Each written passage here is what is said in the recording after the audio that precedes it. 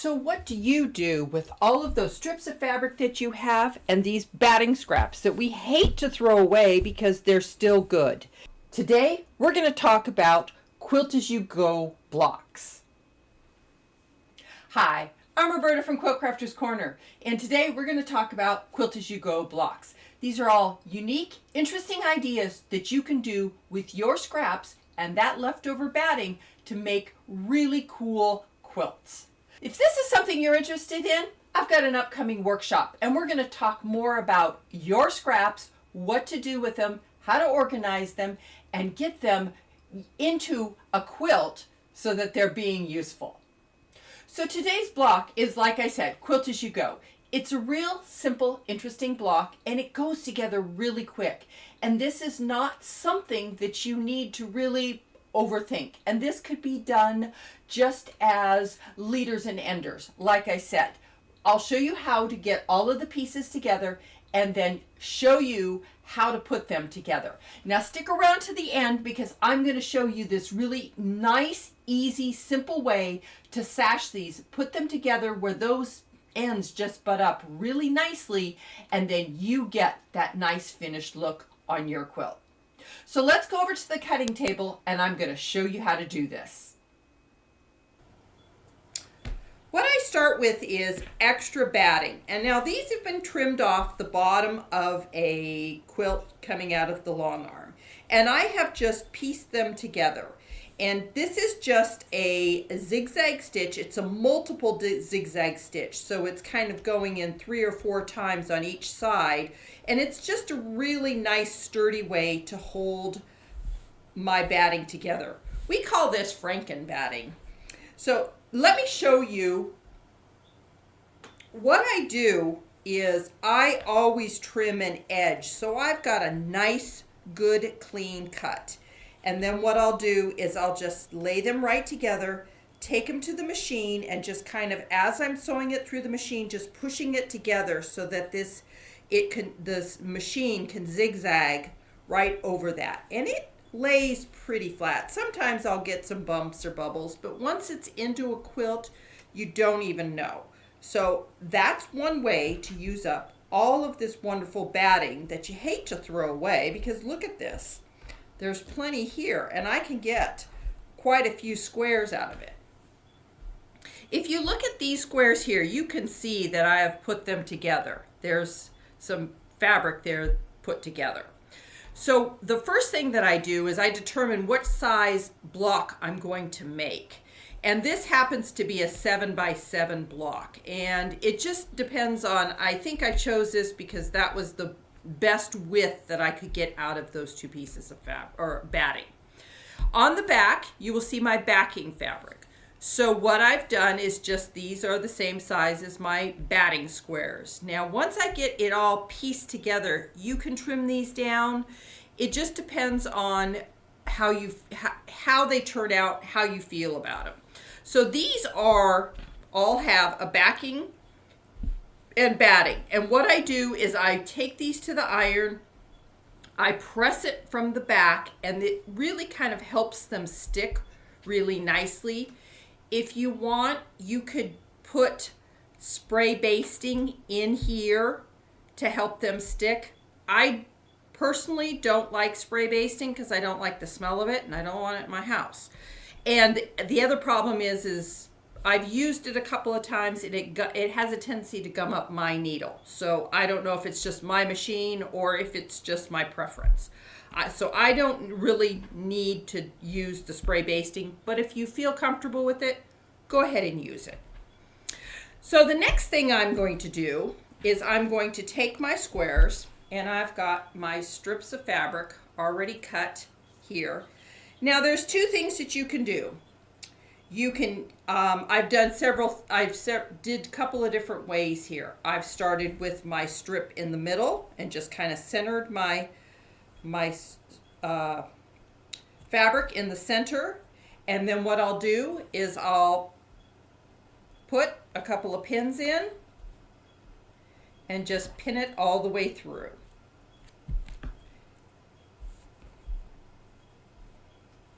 The other thing I like to do is, since I don't use the spray basting, I'll take a couple of pins and I'll put them out here on the edges. And what that does is it just helps that batting to stay out there on the edges. Now, this is all ready. I could take it to my machine and I'm going to sew a 1/4 inch seam.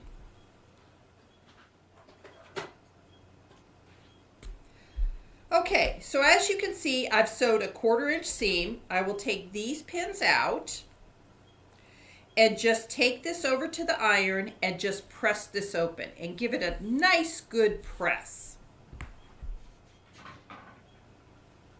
Okay, and there is my first one done. And as you can see, it's sewn all the way across the back, so it's already started the quilting process. I've sewn it onto the back and I've sewn all my layers together. So let's add another strip.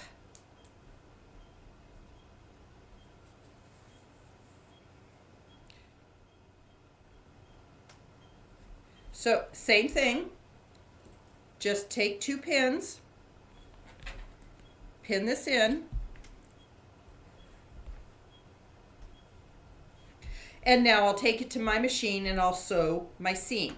Now the nice thing about this, especially when you're using strips, you can give it a generous 1/4 inch seam. You don't need to do a scant or anything like that, because as we're adding strips, you can just, if you give it a little bit of width, that's okay. I'll take the pins out and open this up, and now I'll take it and I'll press that open. Okay, so there's my first 3 strips. Now I need to cover these 2 outside edges, and with the blue strip, I'm just going to cut this in half because I don't need that much out there. I don't need a full length, so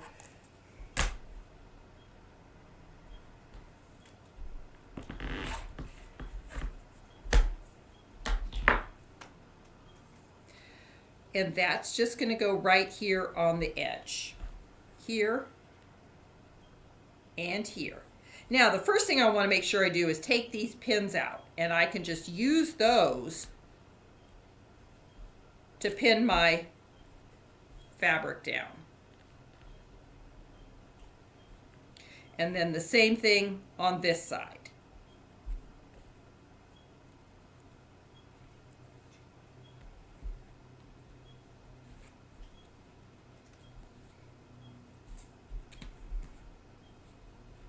Now I can take that over to the machine and I'll do my 1/4 inch seams again and attach those.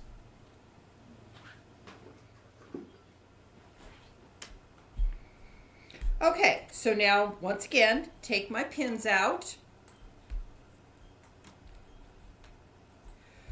open these up, and now I will take this over to the iron and press it open. Okay, I'll flip it over, and now all I'm going to do is I'm going to trim this up. I'm going to cut all of my extra fabric off right there at the edge. Now, this is a good time to square up the fabric if you want to make these smaller. But since these are coming out pretty even for me, I'm going to leave them the 7-inch size.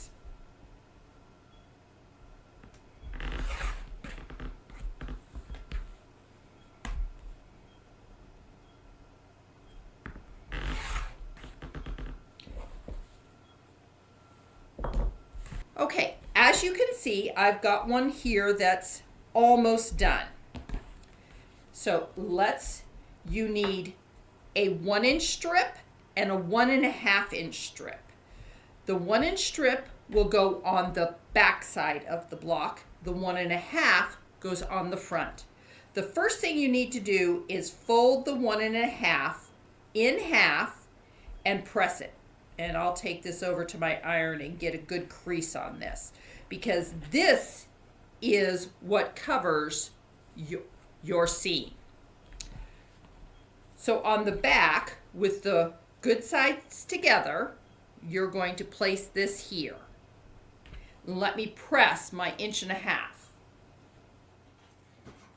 So now with the back one on and now the top one, what you're going to do is you're going to very carefully, I keep them pinched together, and with a pin, just pop a pin in here at the end to hold those in place. And you want to make sure that they're lined up, the back and the front, right there with the edge of your block.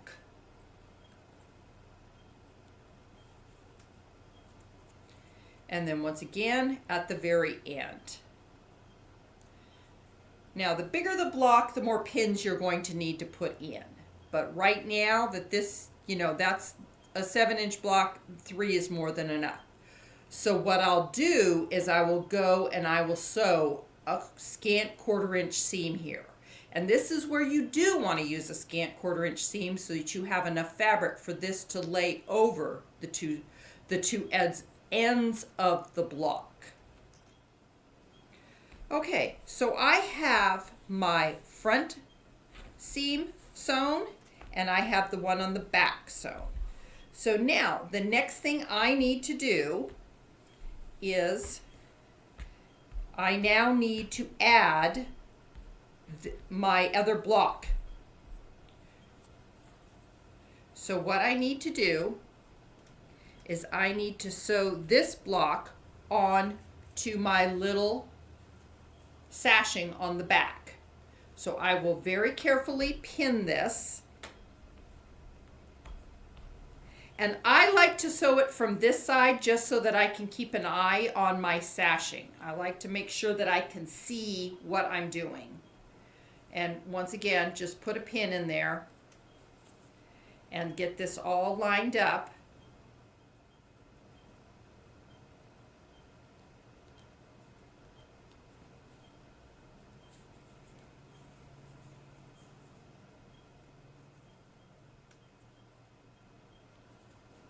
Okay, I will take this to the machine and I will put a 1/4 inch seam in here.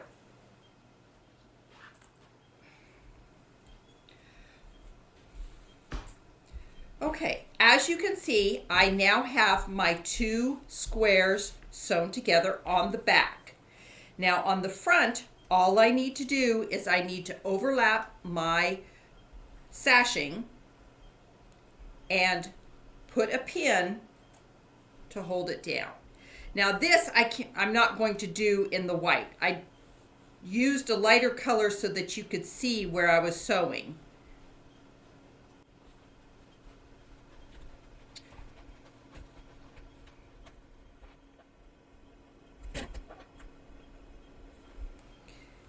And you're just going to pin this sashing right over the edge of the stitching that you just did for the back sashing.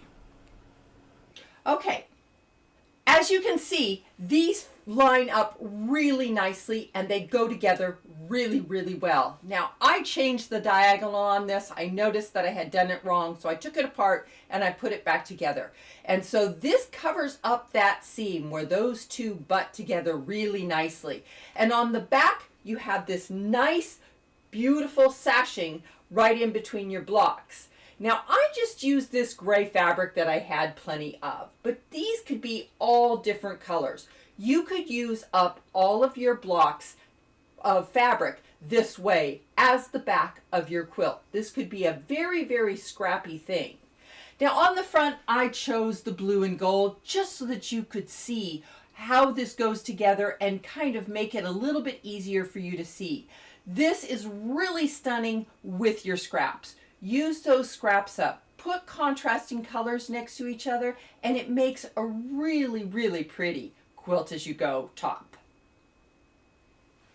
So I hope you enjoyed that little demonstration of Quilt As You Go. These are simple, interesting ideas, and I have a ton of them. I have a workshop coming up, and in that workshop, we're going to explore more ideas like this, but we're also going to talk about how to use up those bits and pieces, how to organize them, and how to get them used up and out of our houses. So I hope you enjoyed this. If you have, please subscribe. I really do appreciate it. Leave me a comment. Have you done this? Are you going to try this?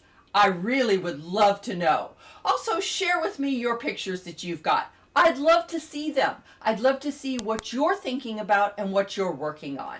So until next time, happy quilting.